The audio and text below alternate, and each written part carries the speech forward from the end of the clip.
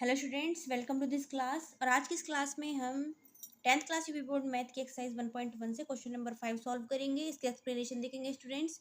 बेहद अच्छा क्वेश्चन है, बहुत ज़्यादा इंपॉर्टेंट क्वेश्चन है। जांच कीजिए कि क्या किसी प्राकृत संख्या n के लिए संख्या 6 की पावर n अंक 0 पर समाप्त हो सकती है या नहीं। देखिए 6 की पावर n है स्टूडेंट्स, ठीक है। तो कोई हमें बिल्कुल फिक्स वैल्यू तो हमें पता नहीं है। अब जैसे जैसे हम इसमें n के मान रखते जाएंगे, आप जानते हैं प्राकृत संख्या n, ठीक है। तो n क्या है आपके नेचुरल नंबर्स, यानी कि इसका सेट क्या होता है मैं आपको बताती हूँ स्टूडेंट्स। चलिए शुरुआत करते हैं अपने क्वेश्चन की। देखिए मेरे प्यारे बच्चों, जो आपके n 4 क्या आपकी प्राकृतिक संख्याओं का सेट है, ठीक है। इसका जो सेट होता है वो होता है 1 2 3 dot dot up to so on infinity तक ये चलता हुआ जाता है, ठीक है।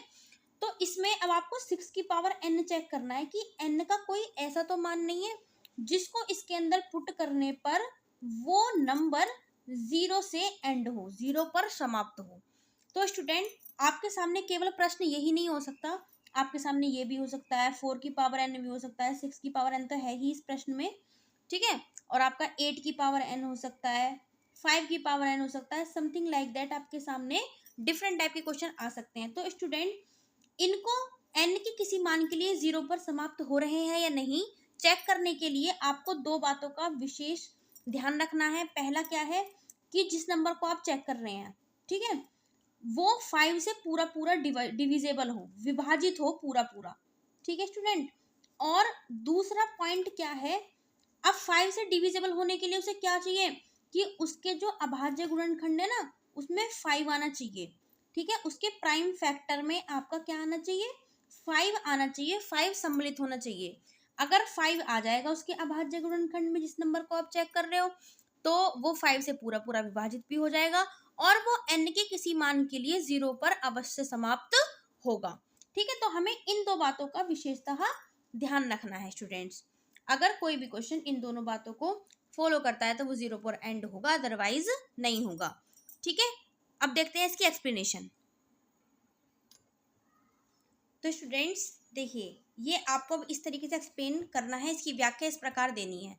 तो स्टूडेंट्स आप क्या लिखेंगे, 6 की पावर n के लिए आपको लिखना है यदि किसी संख्या n के लिए, ठीक है, n के किसी भी मान के लिए 6 की पावर n अगर 0 पर समाप्त होगा तो वह 5 से विभाज्य होगा, ठीक है। मैंने आपको स्टूडेंट्स क्या बताया, देखिए रूल नंबर 1 में कि 5 से विभाज्य होगा, ठीक है।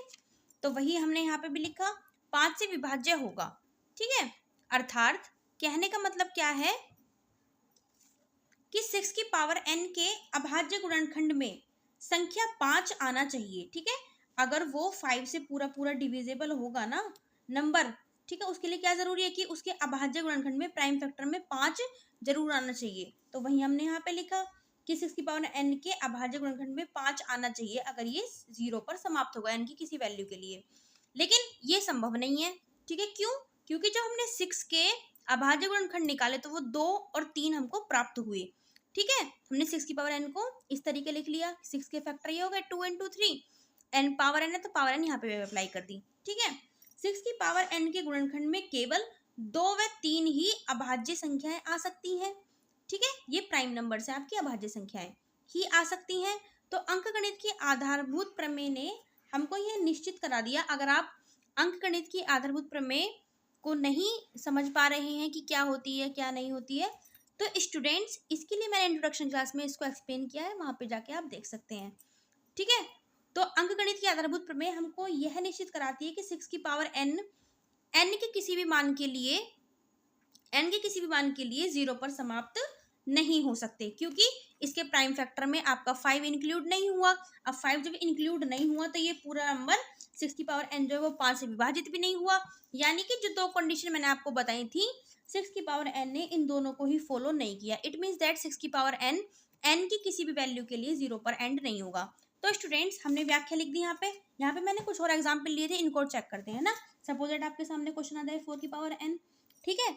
तो सभी की आपको व्याख्या इसी प्रकार देनी है जैसे कि मैंने आपको बताई, लेकिन इन शॉर्ट आप कैसे चेक करते हैं, लाइक ये ऑब्जेक्टिव प्रश्न में आ जाए आपका, तो इसके आप प्राइम फैक्टर कर लो।